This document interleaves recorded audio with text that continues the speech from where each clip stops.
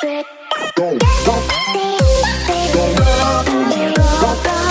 and welcome to the DVTests Podcast, episode 6 now. Wow, we've gone through a lot of these. Anyway, today we have with us Blake Bertram from Utah, and he's here because he has a really big Nerf club out there, and he's been really supportive of my channel, so I wanted to have him on so he could talk about his nerfing experiences, because I want to try and get as many different Nerf experiences on this podcast as possible, so everyone has like a Nerf story to share, and I'd like everyone to get a chance to share that here. So anyway, Blake, if you want to introduce yourself, tell us a little bit about yourself and how you got into the hobby, how you started. I believe you're the one who started 307, right? Yeah, and 307 is actually the area code for Wyoming. I run a group out of Wyoming, but I also participate in the Utah group, which is about a 4.5 hour drive. But I go there roughly once every couple months, so I'm pretty dedicated to that group also. But as far as how I started, I'm really new to the hobby. I started about 15 months ago, roughly. And started by going down to a dart tag arena with my son. He's 7 years old. Just had a good time with him. Like, man, this is fun. I can just be a kid for a minute. And I looked around like, hey, is there anything else like this that's not $12 an hour? And I found a group in Utah, the Utah Nerf Foam Flingers, and went down there the next month to one of their wars. Thought it was great. I had a Stripes that I did the whole thermal resistor mod in and put a couple IMRs, and man, I thought I had a pretty amazing blaster. And just fell in love with it. You know, went down there and was able to have a lot of fun, meet some really cool people, and I think that's the biggest thing about Nerf for me is just all the people, the community itself, and just all the people I get to meet. But from there, a couple months later, I thought, hey, you know, there's no reason why we can't do this in Wyoming. We're Wyoming. We love guns. And I know we call them blasters, but like it's an easy transfer here in Wyoming. So I say, I'm just going to start a group. And I started advertising in some local like buy, sell, trade Facebook groups and saying, hey, we're going to have a Nerf war here pretty soon. And I advertised a lot. I do a lot of PR for my group. And our first war was last November. So we're coming right on a year. And our first war, we had 56 participants, and that's been actually one of our smaller wars since. So that's kind of how I got started. Just fell in love with it, something to do with my son, and I've really grown into kind of obsession almost for me. That's great, and you kind of also have sort of become really deep into the like online community. I know you're really active in like Nerf Modders Welcome and a couple other groups. So tell us about like getting more into that and like leaving your like own club, not like leaving it, but like expanding from your own club into like the greater Nerf community and what that experience has been like.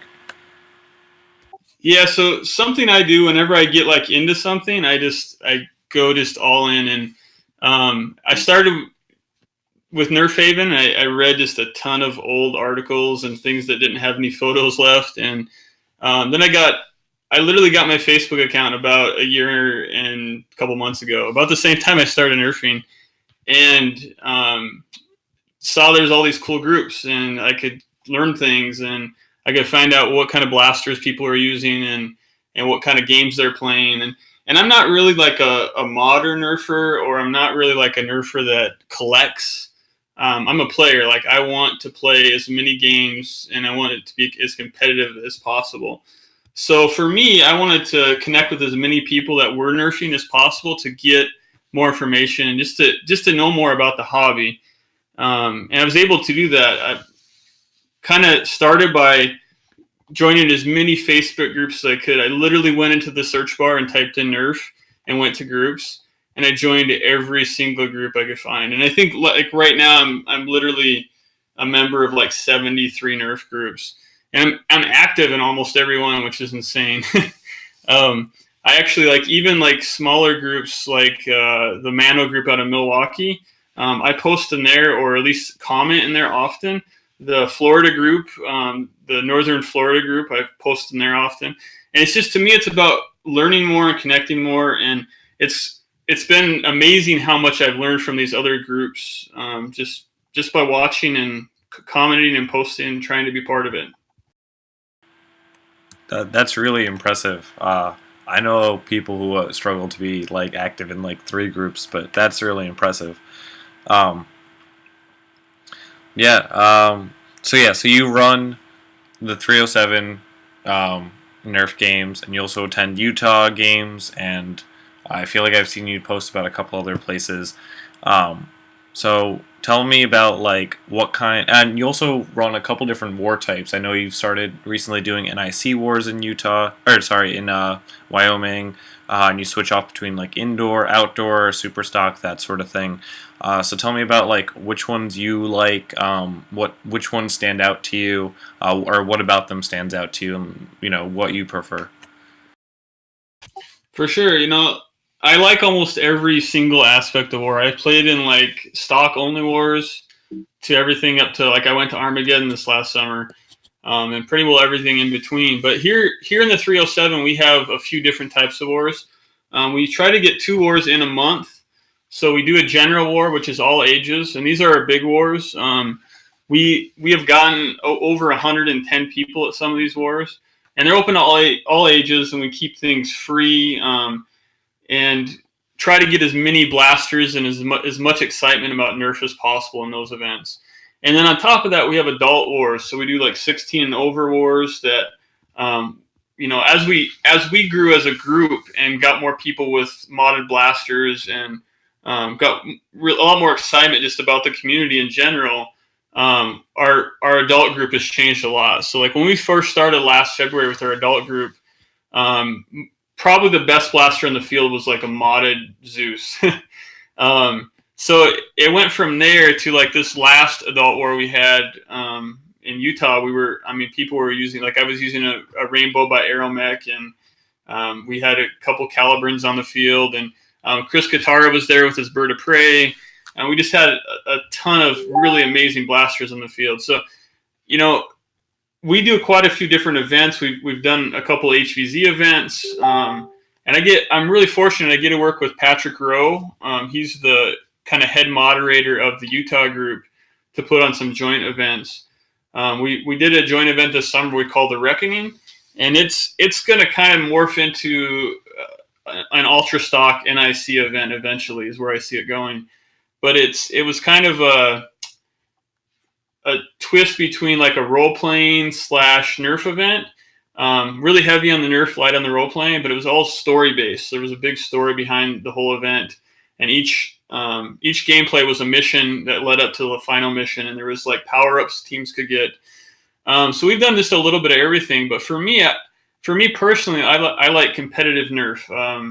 I like 2-on-2, 3-on-3, 5-on-5 games. I was fortunate enough this past winter, Utah actually ran a dart tag league for part of their group, and we did a 5-on-5 league, and that was just a blast. I think we had like 3 times where we met, and we did a few like opening matches just to kind of for seeding purposes, and then we did a tournament at the end, and just really well run. And those are the kind of events I love the most. I'm a very competitive person by nature.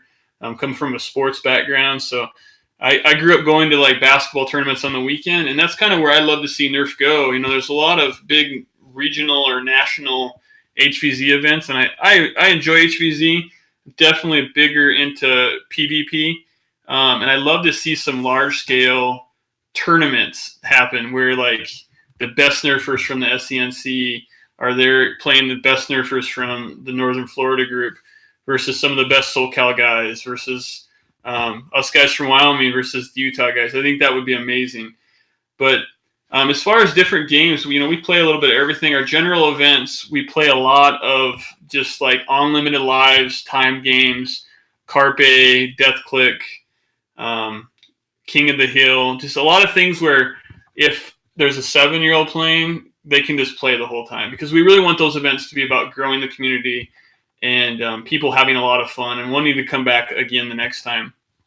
Our adult events or our NIC events are definitely more competitive in that sense. So we play a lot of 315 deathmatch, single elimination stuff, generals, just a lot of games that are have a lot more complex rule base, I guess. But that's kind of what our group does in general. And we're just trying to grow out and do some more regional events. We're hoping that the Reckoning eventually turns into something that the Pacific Northwest and Wyoming and Utah kind of all do together.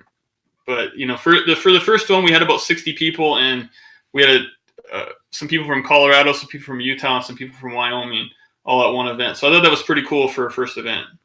That's awesome. And you recently yourself got more into NIC, like DIY NIC, very recently.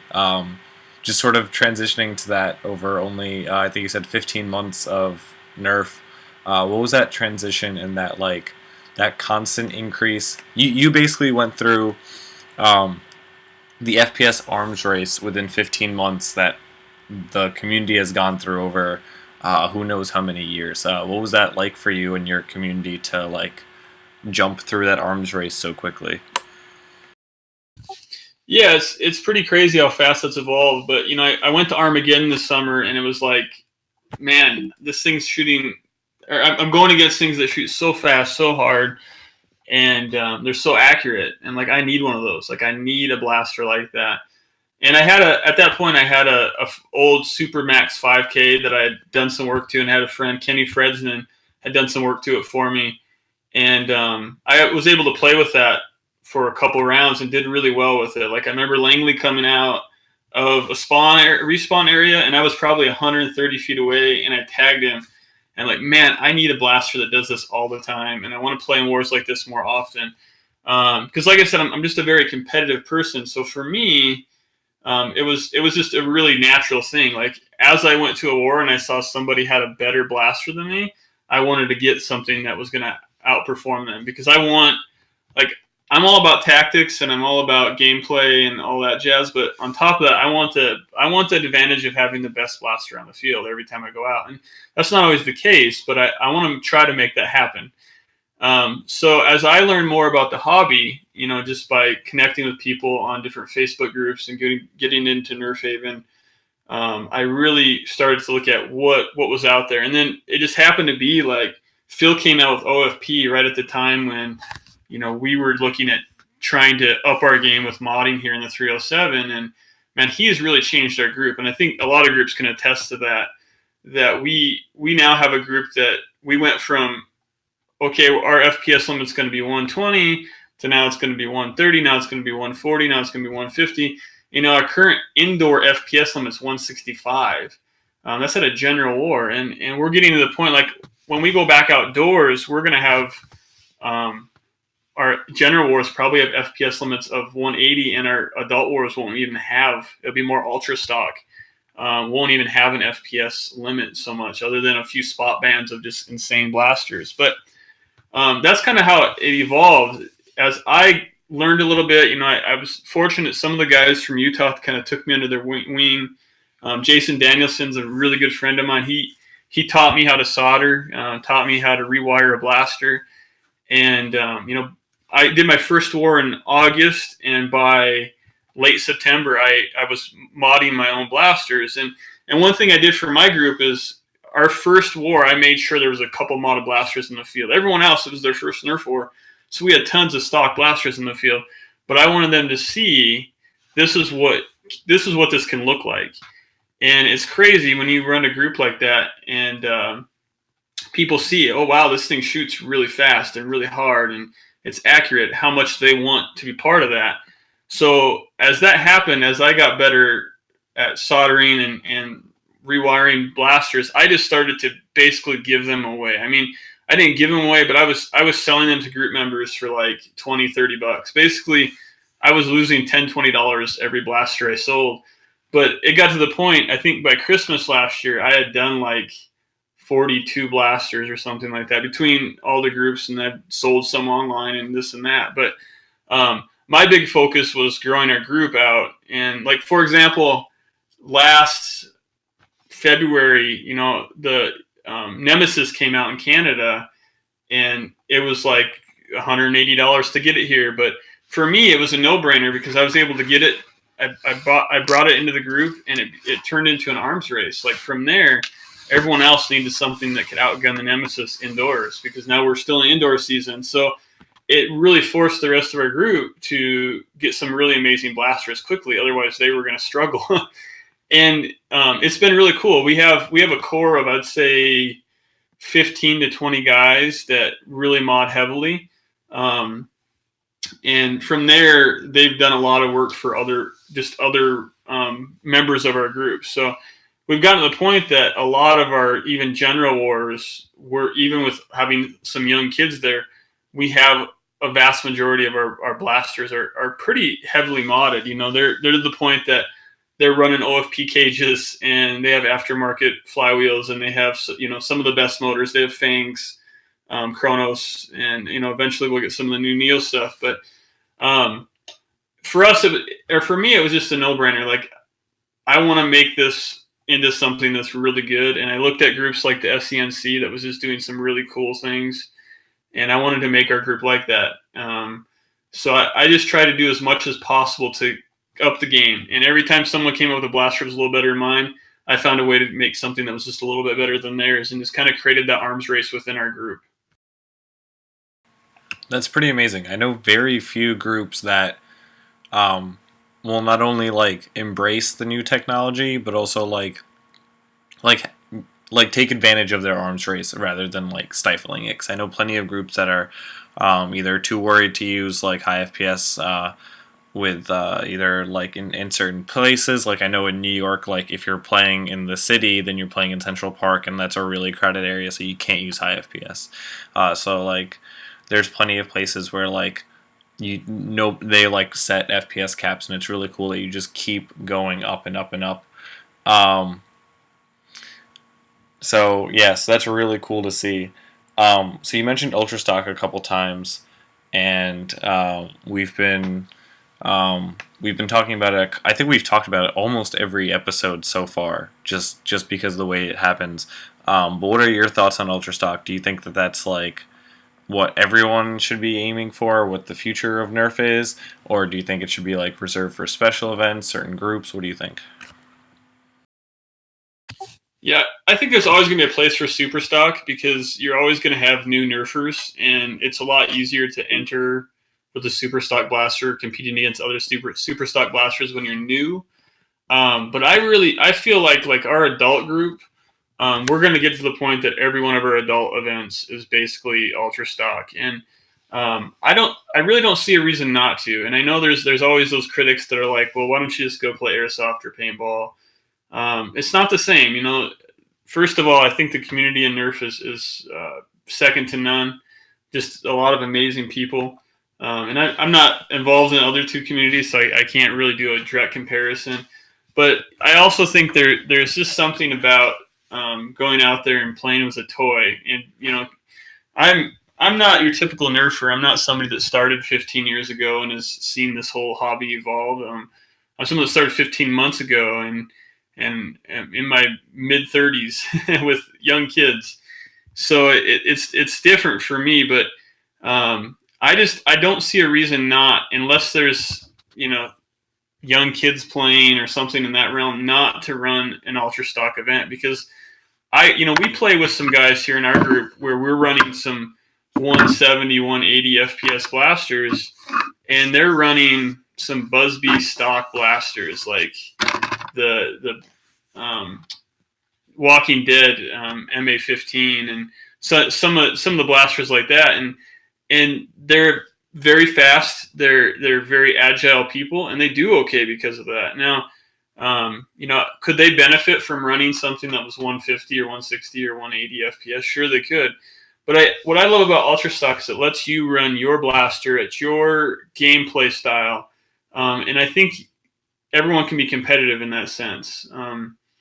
It doesn't matter if you're one of those guys that likes to snipe and run something that's 240, 250 FPS with a slower rate of fire, or if you're one of those guys that wants a flywheel blaster that's maybe even a low tier or mid-tier flywheel blaster that's running like 130. You can be competitive on an ultra stock field, especially, and I think one thing that needs to be ironed out with ultra stock are the types of games that are played and the roles of different people. I think there's a lot that could be done to make it really easy to have all these different types of people and types of blasters on the field and be it equitable. I know Australia does some things, and I'm not sure how they enforce it, and I'm not really saying I'm a huge fan of it, but they do some things where, like, if you have a blaster that's more than 190 FPS, you have to be 30 feet away for an engagement. I'm not a huge fan of that personally. I just think let's go out there, let's have a really solid game with a really good objective, and let's let people play their playing style with their blaster. And I think that's what Ultra Stock is. And to me, there's going to be groups that say they're running Ultra Stock, and they might not have a blaster that's running more than 180 FPS, and that's okay. But what I love about it is it puts homemades on the field with stock and modded blasters, and everyone's just going out there having fun. And for those people that were at Armageddon last year, it was truly an Ultra Stock event. There was the traditional, like, Nerf Haven guys that had their amazing homemade blasters that were just getting insane FPS, were great stuff. And then there was a bunch of guys with flywheel blasters. There was a Nemesis there. There was just a lot of blasters there that they belonged on a super stock field, but they did okay because of the types of games that were being played and because of the balance of rate of fire versus velocity versus range, basically. So I don't see a reason. I know some groups are, like, hesitant on having these higher FPS, and most, like, the Utah guys, when we first decided to do a Nick War down there, were like, I don't know about getting hit by a dart that's going 200 and 250 FPS. But what I say to people like that is just go out there and do it once. Just go out there and do it once. Get hit by a dart like that. Shoot a dart that's that accurate and that powerful, and you're going to be hooked. Like, it doesn't really hurt that bad. It stings for a second, and you're back playing. It's not even enough to notice. Like, I've gotten hit by FVJs at 10 feet away that have hurt just as bad as getting hit by a slug at 35 feet away. It's not a big thing. So to me, any group that's not looking at Ultra Stock, to me, is not looking at progressing their group, and they're going to be stagnant. And unless your group is progressing, your group's going to eventually die out. That's my thought. I definitely see where you're coming from. I can definitely agree with that. I definitely support the idea of Ultra Stock and, like, continuing to let your players evolve and your group evolve. It's definitely an important aspect of this whole hobby. Concerning this whole hobby has started with, how do I make this thing better? I also don't see a reason to, like, stop people from making their blasters better. And yeah, on the like, the darts hurt. The higher your FPS, the further away you're also playing from people. So by the time the dart hits you, you're basically getting hit at the same FPS that you would be with a lower FPS cap. But yeah, I think you make a lot of good points about that.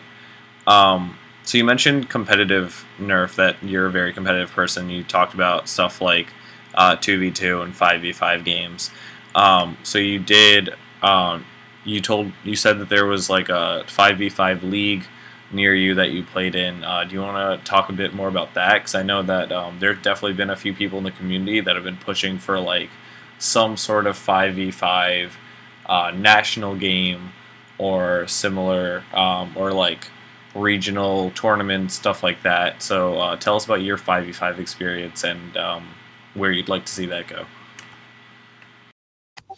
For sure. I was fortunate enough to just happen to come into the hobby at the right time, and there was some guys, TJ Wright and Andrew Lortzen from the Utah group, that were wanting to put on kind of a team-based league that was somewhat competitive in nature, and they happened to be starting at, like, the second time I went down, and I jumped on a team, and it worked out really well. And for me, I saw Jangular looking at starting. And I know he did a group a while ago, but he's looking at restarting a group or getting an organization going with that again. But for me, it's really, like, the essence of what Nerf's about is going out there and just, like, really enjoying yourself. And I think part of enjoying yourself is going out there and being in situations that are, like, you're playing against really good players. Like, I have my most fun when I'm playing against other players that challenge me and really push me, whether it's their playing style, whether it's the blaster they're using, whatever it is. But that's what I love about that competitive aspect of Nerf is there's just a piece to it that is different than just going to a super stock war or even like Armageddon, which was semi competitive, but it was mostly just people going there and having fun. I just think there needs to be a balance between the two. Like, I think that's a piece of the hobby that we're really missing right now. Everyone talks about how great the community is, and it's awesome, and everyone enjoys going to wars. But I heard like Nick Marvin on one of your last podcasts says that I don't even play that much anymore because like I'm just a moderator, and I think part of that is you can get into a rut really fast with Nerf if all you're doing is showing up, having fun with your friends, and kind of playing some games. Competitive Nerf gives a whole new aspect to that, and I think that's why HVZ is huge too, because it's a different aspect to it. I think there's a room for it, and I think more groups should explore it. I know there's always the talk of like, oh, well, what if we have bad sportsmanship, and what if someone gets mad at someone else and it detracts them from coming to the next event.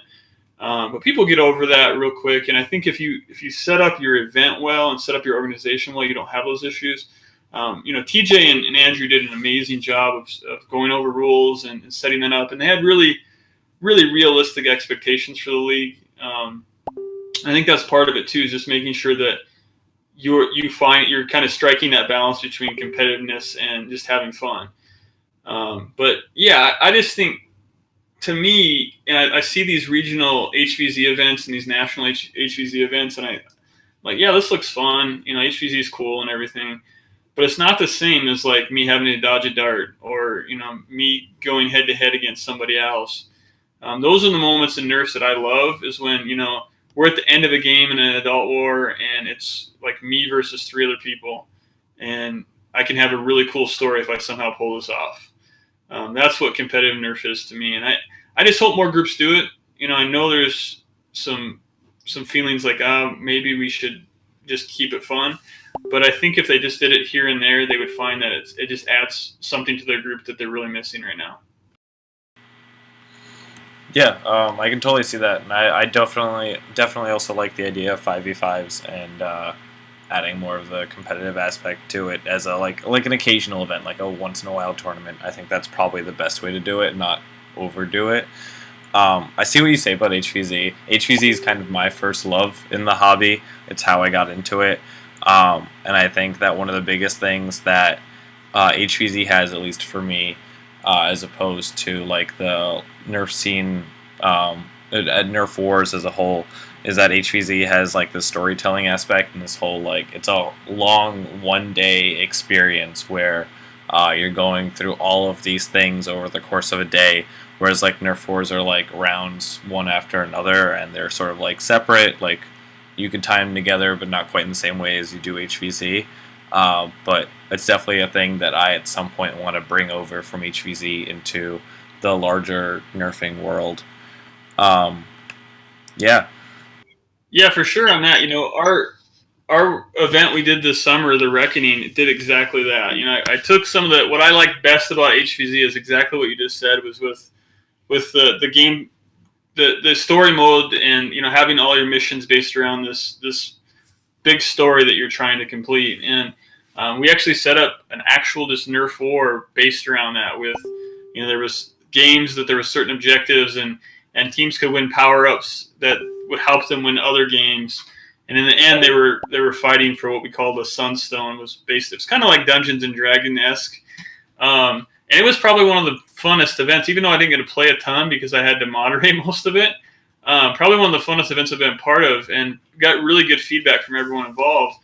Definitely things we could do better on it, but I think there's a lot of room in the community to do more events like that also. And I think you're spot on with the competitive events. I think if you overdo them and make them a monthly thing or even like a once every 2 month thing, you're going to run into some of the issues that people fear. But man, can you imagine having a group that runs HVZ 1 month, and the next month you have competitive Nerf, and the next month you have just a regular super stock war, and the next month after that you have a war that's PvP, but it's mission based and it's based around a story. That's a group I want to be a part of, and that's why I try to be really diverse with the types of games we play in our group, and try to push in our whole region, the whole Mountain West region we have up here of Nerf. I just think that keeps your group fresh, and that lets your group grow, because some people might just be HVZ people. Now they're going to come to your HVZ events, and they might trickle into some of your regular events too. But you have other people that are those competitive people. They're going to come there for your competitive events, and they're probably going to come to some of your regular player versus player events too. But if you have all these different things going on that tailor to different people's interests, and they happen often enough, it really gives a chance to grow your group into something really special. And I'm yet to see a group that does that really well. I think we're really getting close here in the 307, but we have a lot of work to do on it. I like it. You have some amazing ideas for the future of Nerf, and I'm really excited to see where your group goes. And I'm really excited to hopefully see more groups follow along in the 307 footsteps. So another thing, so you do a lot of unique things with your group. I'm not going to say this is like the unique thing, but one of the unique things that I noticed that you do with your group is you have these sort of like weekly live stream reports on your group. I don't know if they're actually weekly, but I feel like I see them very often. And you like talk about like your new Nerf things, upcoming events, and that sort of thing. And I think that's really cool. What inspired you to start doing something like this rather than like just a quick post or I don't know, something in person? What made you want to like do these like broadcasts, I guess, in a way? Yeah, you caught me. I've been slacking on those. But yeah, the reason I started those were a couple of reasons. First of all, I had a ton of blasters that I'd gotten. I do a lot of work just connecting with other Nerf companies, like third-party companies and companies like Zuru and Dart Zone and Buzzbee. And actually, I mean, crazy story here, but before my group even had their first event, Buzzbee sponsored my group, and they sent me 44 blasters for free, along with like 500 darts. Just insane. So I started those as a way to give away blasters, actually. And as I was doing that, I thought, oh yeah, I'm just going to have this be like something I kind of update the members on what's going on in the group, and maybe get them excited about some new mods or new things that I'm doing, talk about some new blasters, kind of in the flavor of what Jangular does with This Week in Nerf, just more personal for our group. And I'm really long-winded, so I got really bad about having like 25, 30-minute videos, which is not ideal, of course.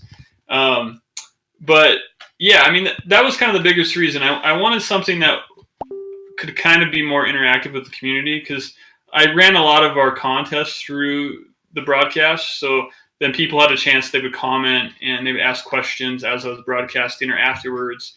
And it's just a way for me to interact with our local guys and a lot of the national and international guys we had in our group, just to grow our group. I made a really conscious effort from when I started our group to get as many members as possible. And initially, I tried just to get as many members locally as possible. But after we got a decent amount of local members, I mean, we were up to like 300 members within the first 2.5 months, all pretty well local Wyoming people. And after we got a nice solid member base, I started to search out other people from other communities, Nerfing communities, that I felt could really benefit our group, by commenting on posts, by making posts themselves, by answering questions, things like that. And I know there's a lot of groups out there. There's tons of Facebook groups. As I mentioned earlier, I'm a member of like 70 plus groups. But I wanted something for our members that were local guys that really weren't part of Nerf Modders Welcome, we're not Nerfholic Anonymous. We're not any of these other larger groups. Death by Nerf Blaster. I wanted something for them when they posted right there on the spot in our group's page, that they had really, really experienced Nerfers answering their questions and giving them good advice. Because I think one of my big pet peeves is, if you look back at some of like the early YouTube videos, and if you look at some of the modding advice on there and where it is now, those videos still exist, and a lot of people still watch them. and they still take that advice as best advice for today. And I didn't want our group to fall in that trap. I wanted them to be able to have really good, solid people with them. So that was kind of the premise of my videos, was to get like excitement going in our group, having topics that we were talking about that other people from other groups and other parts of the Nerf community could kind of chime in on, and then just having a lot of experts in the group that could help out. So I really like I said, I really like your streams, and I like that you're kind of emulating This Week in Nerf News, but local to your group. I think it's really important to like keep your group active, because I know there's a lot of people in a lot of different Nerf groups that like show up once a month or whatever it is for the war, and then like don't interact with anyone else until the next one. Which I like that you keep your group active. And you made your group like accessible, like the Facebook group is accessible to everyone, regardless of whether or not they attend your wars, so that like you get like more experienced modders talking to less experienced local players in the same group, which I think is really useful. So you kind of started this group up from nothing. So one of the last questions I have here. Do you have any tips for those starting up Nerf wars or groups in their own areas? Like, let's say there's just no wars, or maybe like the scene is like starting to fall apart, starting to like decrease in attendance. Do you have any like tips for those people?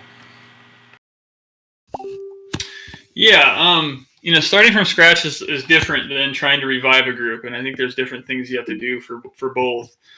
But as far as starting a group, for me, what I did initially is I wanted to make sure it was accessible for everybody. So I worked really hard to get funding for our group, so it was free. Like, you could show up without anything. Literally, you could have no blaster, no darts, no eye protection, and you could walk in and you could play, and we'd have things for you.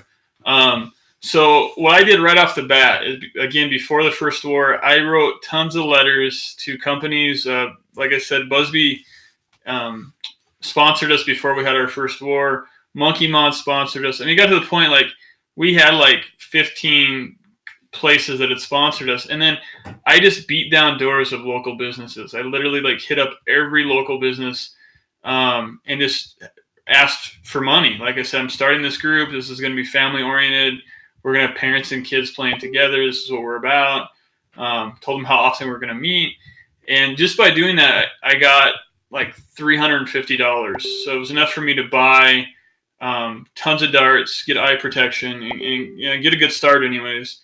And beyond that, I really made a conscious effort to get with all the local Facebook, like buy, sell, trade, community happening event groups. And I became members of all those groups. So on top of being members of tons of Facebook Nerf groups, I'm members of just a ton of buy, sell, trade, and community happenings groups. And I literally looked like 150-mile radius all the way around us. I want to find every group I can. And I posted in them often. It's, talked about when we're doing a war, talked about how it was free, talked about how it was open to all ages, and just really tried to do a ton to make that first event good. And it was. Our first event was 63 people because we had, so much advertising. So I think that's one thing I see a lot of Nerf groups that struggle with attendance don't do a good job of, is they're relying just on their Facebook Nerf page to get the word out on their wars. But, if I'm in an area that has tons of places to advertise, I'm going to advertise in every place possible. I got I had a story on the news. So I actually called up a local television station and they ran a story on us. I got a couple newspapers to run stories on us. So I just did a ton of work to try to promote Nerf and what we were about. And then just, you have to catch some breaks too. You have to get some of the right people in there. I think about all of our, like, what I would say serious adult Nerfers. We just kind of lucked into them. And that's part of it. Like, finding people that maybe were in the hobby at one time, or finding people that maybe have airsoft or paintball background but aren't doing that anymore, that maybe have kids that could also be part of the group. Those are all really key things, because you can't run a group by yourself. Like, you can get it started by yourself, but in the end, you need other really good people to help you. So finding other people that really have the same kind of passion takes some work. Like, you have to really get out there and just do whatever it takes for your group. I don't know how else to say that. On top of that, on top of writing tons of letters to companies and talking to local businesses, I partnered up with our Parks and Rec department. And I think one thing groups really struggle with, especially groups like mine who were in a cold weather state, is, if you have a really strong summer group or spring and summer group, then all of a sudden you don't play in the winter, it sometimes can kill a group off. Like, literally, you can go from having wars of 40, 50 people by the end of the summer to starting again in spring, and now you have 10 again. So I partner with our Parks and Rec department, and they help me get venues every month. What's great about that is every time they find a venue for me, I am under their insurance. So even our outdoor wars now, which we do in parks, I run through the Parks and Rec just so I can stay under their insurance. Other thing I did is I did a lot of research into grants, and I found we had a local grant for parks, the rec board. And I wrote a grant for our nerf group, and we got $1,250, which allowed me to buy pop-up barriers, tons of darts, tons of rival rounds, more things for giveaways. It's just, to me, if you're going to do it, you have to put a lot of time into it, and you have to kind of have a vision for what you want it to become. So it's not enough just saying, oh, I want to have a Nerf war. Like, yeah, that's cool, but if you want to just have a Nerf war, you're probably just going to have one or two Nerf wars, and then it's going to fizzle out for you. You have to have a vision for what you want your group to become, and then you have to kind of really listen to your members and look at what's working for your group and what's not, and what do your members want your group to become. If I was pushing ultra stock and no one else in my group wanted to do it, that would be a really bad move. It would be something that really could be a big detriment to the group. So you have to really listen to them and get them excited about things to push new things forward. As far as reviving a group, I think, again, it's really about getting some diversity in what you're doing. When I started in the Utah group, I remember going to the second war, and people were complaining that they were playing some of the same games they've been playing forever and ever and ever, and same game types. And Patrick Rowe took that group over about 2 months after I started, about 2 months after that war, excuse me. And he's done a great job of really diversifying what kind of games they play. He's ran an HVZ event. We did a huge mod party down there. Brought in Chris Katara and Paige Rountree came in. We did an NIC war down there. So just bringing in lots of diversity, because the other thing that can happen with a group is if you're really stagnant and you just do the same thing every time, people there's not a good reason for them to come. They kind of think, oh man, if I just go next month, it'll be the same thing. So no big thing. I can easily miss this month.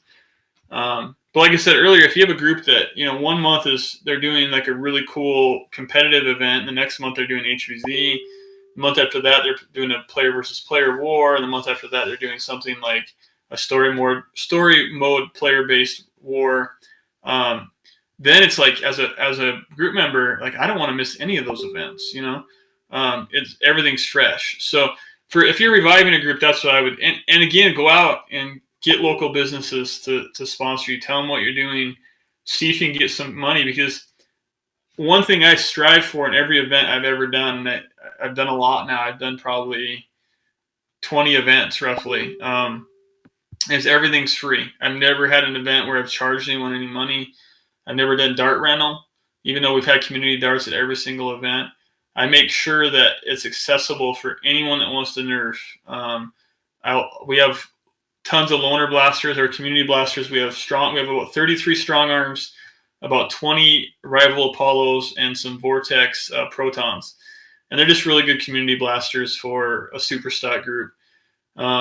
We just make sure that it's something that is fresh for everybody. So that's really amazing. Just everything that you've done for your group is really amazing. I honestly don't know of another success story quite like yours. That's really amazing. Um, just congrats on all that hard work and dedication paying off. That's really impressive. Yeah, well, thanks. Again, I can't take full credit for that. I've had a lot of lucky breaks, and I've had a lot of. I mean, our group up here, Josh and Ray and Todd. Todd Smith. He runs Medic Mods. We have Dakota and Tanner and Alex. We have so many just really dedicated people that come to every event. Are there an hour and a half early to set up, stay an hour and a half late to tear down. They're starting to run their own events. Like Josh has kind of taken over the adult events for me. So, it's not just me. But part of it is just setting up a group and kind of building this community in your group that people really love Nerf. And as you do that, as you get people that really love Nerf, it really becomes easy to get people that want to help out and volunteer and take advantage of that. It's easy to get burnout otherwise. Like if I was still running every war and planning everything and doing everything for the group at this point, I would probably want to be done with Nerf. So, as your group grows, make sure you're not putting too much responsibility on any one member, and make sure it's really a community and group effort at that point. Yeah, definitely. To grow a community, you have to definitely be a community. So we have two listeners right now, special guests, I guess. One of them is asking, what are some key essential things to spend money on? Like what's the first thing you spend money on to grow your community once you've acquired the money from like various from all the like businesses and sponsorships and all that stuff? So first thing I do is I get darts. Like I want good quality darts. We've always ran good darts. I've never really had much for FVJs. So I'm going to make sure I have lots, between 4,000 to 5,000 darts in my community bin. And I want to make sure I have a plan to get those fresh. So roughly every 2 to 3 months, we have new darts coming in. So I budget for that. The next thing I went and I got different types of game type materials. There's a cube timer that you can push over and has 6 different sides, and we use it for King of the Hill. I got some frisbee traps for basket battles. Just getting supplies for different games you want to play. So kind of have an idea of the kind of games you want to play. Flags for capture the flag, things like that. I went out and bought 150 bandanas right off the bat. To make sure that we had teams. Now, I would tell you, if I had to do that over again, knowing what I know now, I would just get flagging tape. That's what we run exclusively now is flagging tape. I can get a 12-pack on Amazon, one color for like $15, and there's like 300 feet in each one. It lasts me like 2 years. And then I would get eye protection. To me, I just try to think of, if I have $100, what's going to really benefit the group most, and what's going to help me bring people in if they don't have anything, like they literally have never Nerfed before. What can I get that's going to allow them to be part of the group right off the bat? That's awesome. I like that you have all of these plans laid out. So another question from our 2-person audience: what's your personal favorite round to play? What's your favorite game to play? Yeah. Oh, wow. That's a really tricky one. I'm a big fan of 315. I like elimination games. I'd say my second favorite is freeze tag, or either freeze tag or kill and confirm. I like anything that is fast paced that you can get eliminated in, so you have to play smart. We don't, in our general events, we don't play a ton of those games just because we have so many young kids, but that's what we generally play in our adult wars. But if I was like, I can only play one game, this is my last round of the day, I want to play 315 for sure. Cool. Another question from the audience: what's your favorite blaster setup? What's your favorite loadout to run personally? Now that's tricky. That really depends on the war. Wow. So usually my indoor wars, I'm currently running Captain Kassan blaster that I have a 3D printed Kenner crossbow stock on, and it has a 41.5 OFP cage with worker wheels and fangs in it. And that's my favorite indoor blaster because it's right at that like 155 mark with AccuStrikes, and it shoots really straight. I am going to, and I've already talked to Todd, who's Medic Mods. I'm getting a Morpheus cage for that immediately as soon as the guides are in, just to get a little more accuracy. Otherwise, if I'm playing a NIC war, I really like my Rainbow by Aeromech. It's so consistent. I have a Caliburn also that Slug built it. Actually bought it off him on eBay. I got probably like the 10th one he made. And I really like that. I'm doing a lot more work to it. I just got the new aluminum ram for it, and the seal is so much better now. I'm looking at getting some worker darts for it because I've used a few and I've had really good luck with that. But I like to have, like I usually go to most events with 4 or 5 loadouts, and I like to switch it up. Almost every super stock event, I run my Revonics at least one round, and I like to make fun of people that I get tags with my Revonics if they're running like a Hurricane or a high-end OFP flywheel blaster. I just, every once in a while I like just to have fun. Like I said earlier, I'm very competitive, but every once in a while the competition's more within, like, can I get a tag on somebody with a really amazing blaster with a fuse fire and a Revonics? But yeah, I like to mix it up quite a bit. But I say right now that Captain Kassan blaster is my favorite. I have a Strife build that's coming soon, as soon as the Eclipse cage is out. And I just finished a Super Tech 9000 build. It's hoppered, but I sold it because a friend of mine needed some money, and I sold it and gave him the money for it. So yeah, those are kind of my big, I'd say, like, go-to loadouts though. I'm just personally really glad that you like the Revonics. It's one of my personal favorite blasters. Vortex doesn't get a whole lot of use anymore. It's hard to come by the discs and all that, but the Revonics is still one of my favorite blasters to use. It's just so much fun. I have 3 of them, and I was so lucky. I went to Armageddon last year, and we stopped off at Baghead's house. Nate Little, I don't know if you guys know who that is, but he sold me like 600 Vortex discs for like $15 or something like that. It was awesome. That is really nice. I wish a deal like that would just drop into my lap. I would immediately go back to using Vortex in most games. Another question we had is, where do you want to see the hobby progress towards in the future? Every time we find like the cap, like we thought like OFP High Crush was like it, and now there's Eclipse. Do you have like any personal goals for the future of the hobby, or like what do you want to see next? Yeah, I think about this quite a bit. I would really love to see flywheel blasters really be on par with most of your NIC level blasters. And really, at that point, it comes down to play style and what you prefer to run. I feel like, and I could be wrong, I feel like the Eclipse cage is kind of hitting a ceiling for us for single stage brush motors. I do feel like there's for a drop-in kit, I think there's possibility that maybe a larger wheel on something like the Eclipse cage could render a few more FPS, but I think we're getting pretty close to that ceiling for a single stage. And anything beyond single stage, you're starting to have to put some work into it. You're looking at probably doing a MOSFET or doing brushless. And that's just not as accessible for like just your average everyday nerfer that just is going to do a simple rewire or something like that.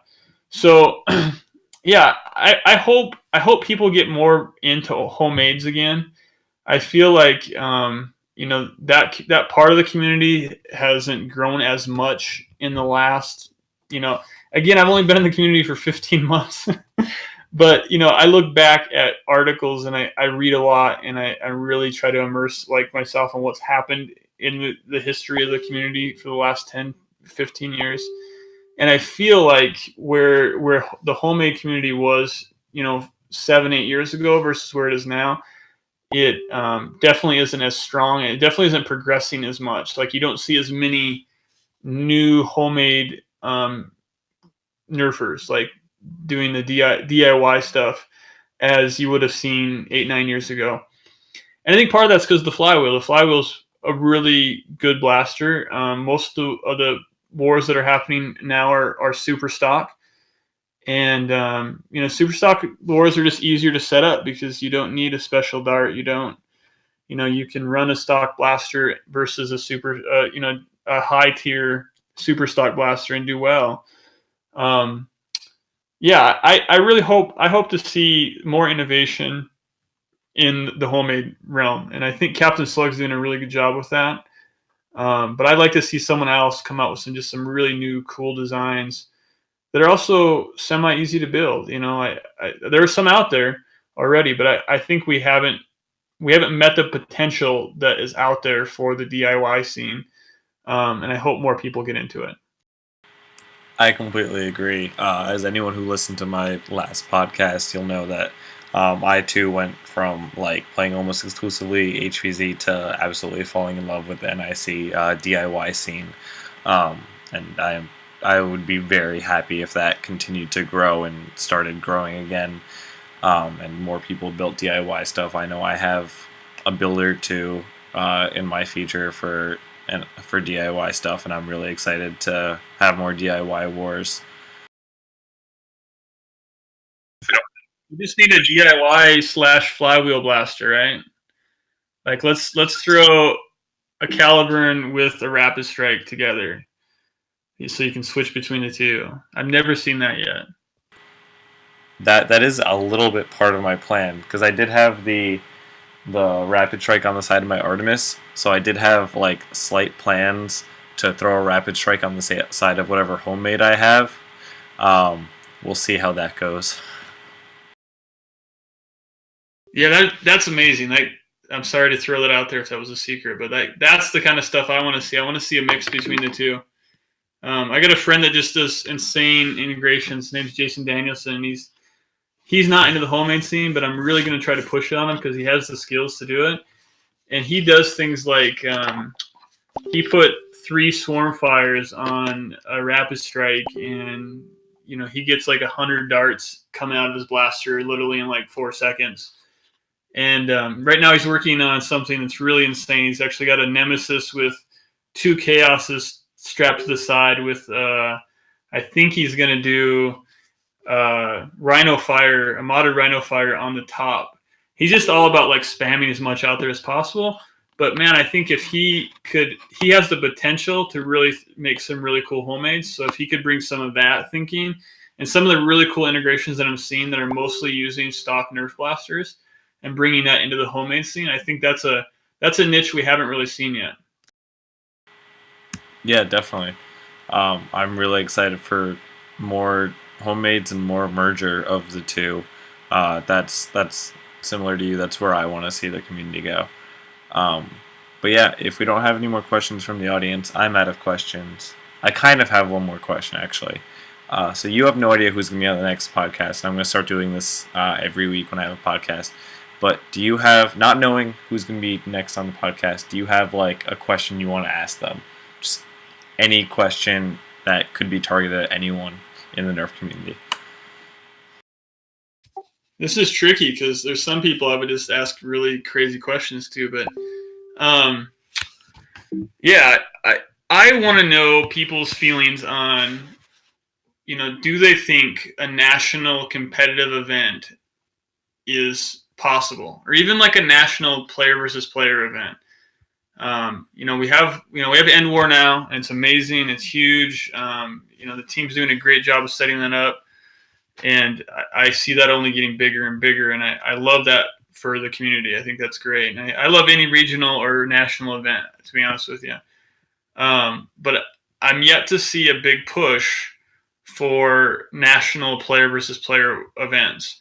and I want their thoughts on what, how they see that happening, and if they think that's a feasible, like, is that something we can make into a reality? Like, could we get 400 nerfers for a player versus player event? So I basically know who's coming on the next podcast, and I don't know if that's the appropriate question for that group, but I will ask it anyway, and we will continue to pass along the questions. You can always just ask them what their favorite blaster is, if that's better. I'll probably end up doing that too. But yeah, thank you so much for being on here. Thank you so much for everything you've done for your own personal community and expanding into the greater Nerf community. Yeah, thank you for being on here and for talking to me. Yeah, for sure, Dennis. Anytime, and I really appreciate these podcasts. I think there's something that's missing in the community. I searched a long time for Nerf podcast, and there was a couple that happened a few years ago. I think Bobolo did one a while ago. And this is something that is definitely needed, and I look forward every week for your next podcast. So please keep doing them. They're awesome. I feel fortunate to be a part of one. Thank you. I really appreciate that. That means a lot. But yeah, thank you everyone who listened for listening. I'll see you guys next week with another exciting episode of nobody knows what's coming next week because these are definitely planned very far in advance. But anyway, thank you guys for listening. Subscribe, whatever, like Facebook page, crap. Thank you, and bye.